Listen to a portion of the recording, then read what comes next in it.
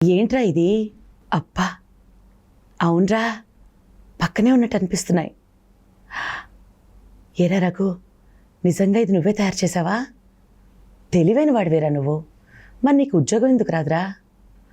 ఊరిని దుంపదగా, నువ్వెప్పుడు లవ్లో పట్టావురా? తెలివి ఒక్కటి ఉంటే చాలు రఘు. హాయ్ హలో నమస్తే, వెల్కమ్ టు అవర్ ఛానల్. నేను మెస్సిరి.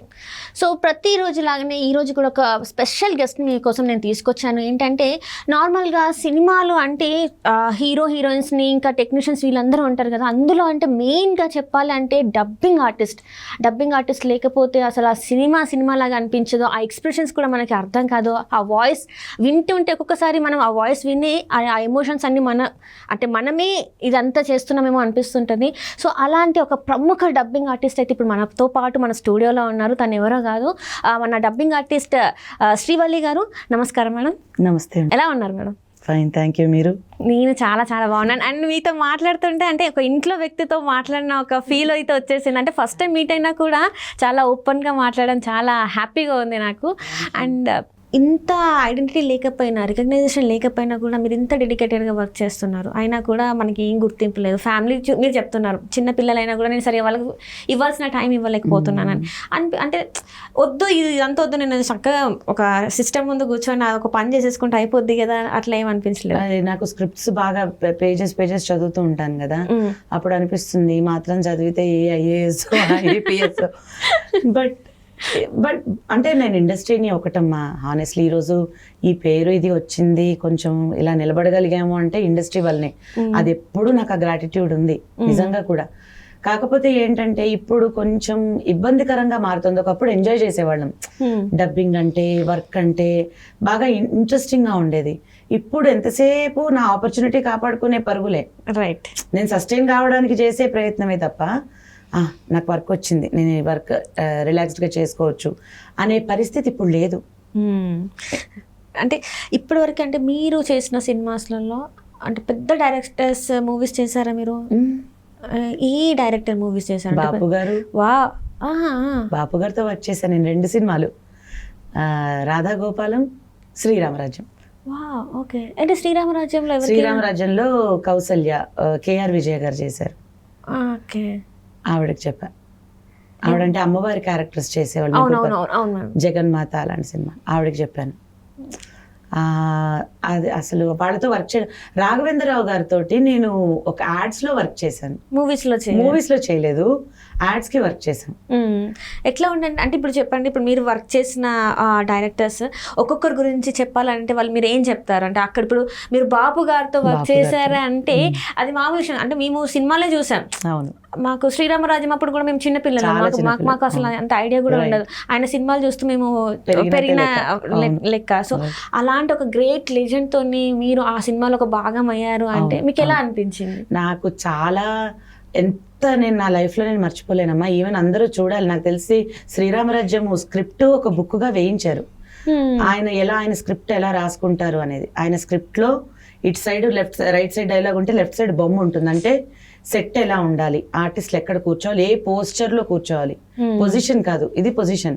పోస్టర్, వాళ్ళు కాళ్ళు ఎలా పెట్టాలి, వాళ్ళు నడుము ఎలా పెట్టాలి, చేతులు ఎలా పెట్టాలి, తల ఎలా ఉండాలి, కళ్ళు ఎటు తిప్పి చూడాలి. ఆయన బొమ్మ ఉంటుంది ఆయన ప్రతి డైలాగ్ దగ్గర. అది ప్రతి ఒక్కళ్ళ దగ్గర, ప్రతి ఆర్టిస్ట్ల దగ్గర కానివ్వండి, ఇండస్ట్రీలో ఉన్న ప్రతి ఒక్కళ్ళ దగ్గర ఉండాల్సిన పుస్తకం అది. అంటే బాపు గారిది ఏంటంటే ఆయన బొమ్మలు వేసుకొని ఇది సీన్ అని చెప్పేసి రాసుకొని, అది ఆయనకు అలవాటు అంట. ఆయన ప్రతి సినిమా అలాగే చేస్తారట. అది ఎక్స్ప్లెయిన్ చేస్తారంటారా? అంటే ఇలా ఉంది అని చెప్పక్కర్లేదు. ఇంకా కెమెరామ్యాన్ ఒక్కసారి బుక్ తీసుకున్నారనుకోండి, ఓహో సెట్ ఇది, నేను ఇక్కడ కెమెరా పెట్టుకోవాలి, ఆర్టిస్టులు ఇక్కడ ఉంటారు, కెమెరామ్యాన్కి అర్థమైపోతుంది. ఆర్టిస్టులు చూస్తే ఓహో నేను ఈ పొజిషన్లో ఇలా నిలబడాలి, ఇలా కూర్చోవాలి. లైటింగ్ వాళ్ళు చూస్తే ఓహో ఇక్కడ ఇంత లైట్ పడాలి, ఇక్కడ డార్క్ గా ఉండాలి. అది బుక్, అదొక డిక్షనరీ టైప్స్ అన్నమాట, మనకి తెలిసిపోతుంది అందులో. ఆ సినిమాలో ఏదైనా డైలాగ్ మీకు ఏమైనా గుర్తుందా? లవకుశులు వస్తారు, వచ్చినప్పుడు అడుగుతారు సీతమ్మ, మేము రాముడిని చూసాము, సీతమ్మని చూడాలి అంటే అప్పుడు ఆవిడ బాగా ఏడుస్తారు, చాలా ఎమోషనల్ అయిపోతారు. సీతమ్మ అప్పటికి అడవులకు వెళ్ళిపోతారు కదా. లేదు, సీతమ్మ రాదు. ఎక్కడికి వెళ్ళిందమ్మా? ఎక్కడో, ఏ అడవిలోనో, వెళ్ళిపోండి. చాలా ఏడుస్తూ చెప్తారు. ఇప్పుడు నేను అట్లా చెప్పలేకపోతున్నా, బట్ అది బాగా ఎమోషనల్గా చెప్తారు. ఆ సీన్ ఒకటి పర్టికులర్గా, అది పెద్ద సీన్ వాళ్ళు వచ్చినప్పుడు ఉన్నది. బట్ త్రూ అవుట్ సినిమా ఆవిడ ఉంటారు. ఆ సినిమా నాకు ఒక పెద్ద ఎక్స్పీరియన్స్ ఆయనతో వర్క్ చేయడం. ఇప్పుడు బాపు గారితో అంటే ఇప్పుడు ఆ సినిమాలో మీరు చెప్పారు తను ఏడ్చుకుంటూ, మీరు సినిమాలో డైలాగ్స్ చెప్పేటప్పుడు ఒకవేళ ఎమోషనల్గా ఉందనుకోండి, మీరు ఏడ్చేస్తారా? ఏడ్చేస్తే చెప్తారా, లేకపోతే జస్ట్ ఆ వాయిస్లో అది తీసుకొస్తారమ్మా? లేదు, అది ఎప్పటికీ మీకు ఒరిజినల్ ఎక్స్ప్రెషన్ రాదు. ఇఫ్ ఇక్కడ నుంచి వస్తే ఒరిజినల్ ఎక్స్ప్రెషన్ రాదు, ఇక్కడ ఫీల్ అవ్వాలి మనం. అది ఫీల్ అవుతేనే.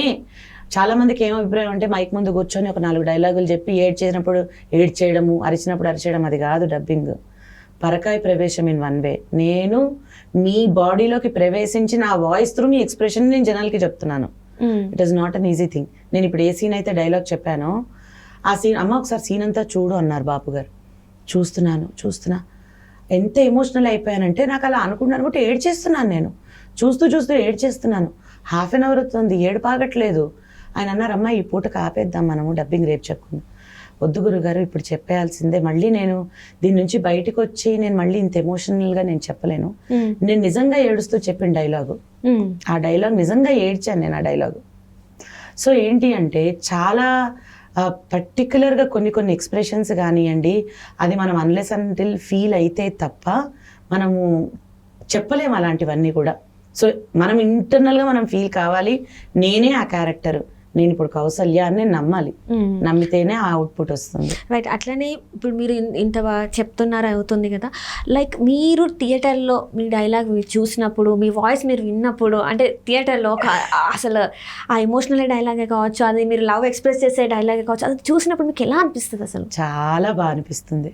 చాలా నాకు పర్టికులర్గా ఖుషి సినిమా చేసిన చాలా కాలం తర్వాత నేను థియేటర్కి నా వాయిస్ కోసం వెళ్ళిన సినిమా ఖుషి, రఘువరన్ బీటెక్ తర్వాత. ఆ ఖుషి సినిమాలో చూసిన తర్వాత నాకు చాలా ఆనందం అనమాట. అంతా క్రెడిట్స్లో కూడా ఉండింది పేరు. I felt so very happy. ఏదో అచీవ్ చేశాము, ఇదే అవార్డ్ ఏమో అనిపిస్తుంది సమ్ టైమ్స్. అంటే వాళ్ళు నన్ను రికగ్నైజ్ చేశారు ఏమో, ఇదంటే ఇదేమంటారంటే మనల్ని మనం తసల్లి చేసుకోవడమా, లేకపోతే ఇదొక సాటిస్ఫాక్షన్. And right. అట్లనే చూసి ఇప్పుడు మీరు చాలా హ్యాపీగా ఫీల్ అన్నారు. అండ్ అట్లనే ఏదైనా డైలాగ్ మీరు చూసినప్పుడు అరే ఇక్కడ కొంచెం బాగా చెప్తే బాగుండే అని అనిపించిన డైలాగ్స్ ఏమైనా ఉన్నాయి? శ్రీరామదాస్ సినిమాకి నాకు అనిపించింది. అంటే మేబీ అప్పుడు ఏజ్ తక్కువ అవ్వడం వలన ఏమో, ఇంకొంచెం ఏజ్ పెట్టుంటే వాయిస్లో ఇప్పటికీ నాకు సాటిస్ఫాక్టరీగా ఉండదు ఆ సినిమా. చూస్తాను కానీ ఇంకొంచెం బాగా చెప్పి ఉండాల్సింది అని. అట్లాగే ఆడవాళ్ళు మీకు జోహార్లు అని చెప్పి ఒకటి వచ్చింది రీసెంట్ గా, శర్వానంద్, అందులో ఖుష్బుక్ చెప్పాను. నాకు ఆ సినిమాకు కూడా అనిపించింది ఇది బాగా చెప్పి ఉండాల్సింది. అంటే ఎక్కడ ఏ డైలాగ్? ఏది ఓవరాల్ గా ఇంకా బెటర్ గా ఉండొచ్చేమో, ఇంకా నేను ఇంకా బాగా చెప్పి ఉండాల్సింది అనిపించిన ఈ 2 టైమ్సే నేను ఫీల్ అయ్యాను యాక్చువల్గా. ఇప్పటివరకు మీరు డబ్బింగ్ చెప్పింది అంటే సీరియల్స్ కాకుండా మూవీస్లలో ది బెస్ట్, అబ్బా ఈ సినిమా నేను ఇంకా నా భూతో నా భవిష్యత్తు, నా కెరియర్లో ఇంకా దీని తర్వాత ఏదైనా అనిపించిన సినిమా? రఘువరన్ బీటెక్ ఇంకా నా ఆల్ టైమ్ మార్క్. మాకు కూడా రఘువరన్ బీటెక్లో నేను ఇందాక మీరు చెప్తుంటే కూడా నేను కళ్ళు మూసుకుంటే అసలు ఆ వాయిస్ యాక్షన్ కనిపిస్తుంది. నిజంగా మా వెన్నెలకంటి గారు క్లియర్, ఆయన ఎక్కడున్నారో తెలియదు కానీ బట్ ఆయనే నేను చెప్పిస్తానమ్మా అని ఆయన పక్కన కూర్చుని నాతో చెప్పించుకున్నారు ఆ సినిమా. వెన్నెలకంటి గారు అని రైటర్, లిరిసిస్ట్ ఆయన చెప్పించుకున్నారు. ఆయన లైఫ్ లాంగ్ నేను ఆయన మర్చిపోలేను. అంత మంచి. అప్పుడు వాళ్ళ పిల్లలు శశాంక్, రాకేంద్ర మౌళి అని వాళ్ళు కూడా మంచి సినిమా వస్తే మీరే చెప్పాలి అని పర్టికులర్గా చెప్పిస్తారు. అంటే అదొక సాటిస్ఫాక్షన్ అంతే. ఆయన ఆ సినిమా చూస్తున్న ప్రతిసారి నాకు అదే అనిపిస్తుంది. ఆ ఎక్స్ప్రెస్ ఏరా అలా కొన్ని అవి న్యాచురల్ గా, అది ఎలా వచ్చింది నాకు తెలీదు. ఆ టైంలో అది ఎందుకు ఆ ఎక్స్ప్రెషన్ అట్లా కలిసి వచ్చింది.